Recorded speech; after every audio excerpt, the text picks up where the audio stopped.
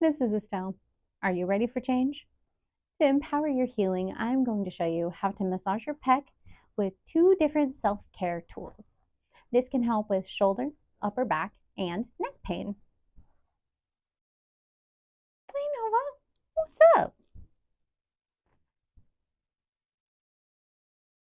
Oh, don't worry.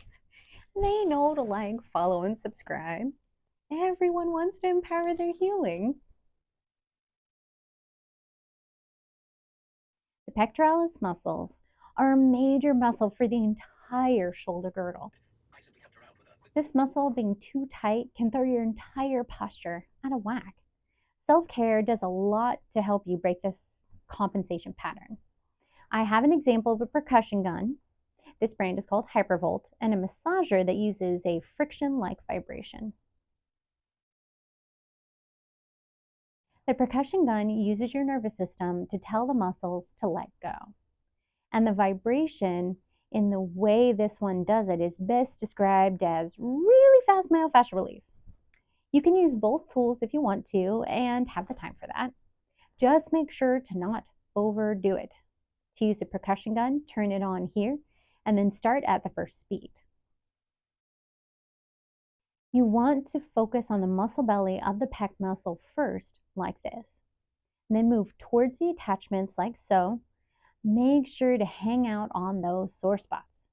If you need more intensity, refrain from using more pressure. Instead, just turn it up. Make sure to avoid joints. This tool is called a body massager or body sculptor. I can tell you that it isn't going to make you lose weight, but it can help deactivate trigger points and get the inflammatory chemicals in your fascia moving.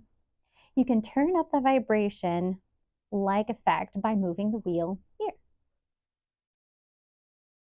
Start with the pec muscle attachment closest to the shoulder and move towards the heart.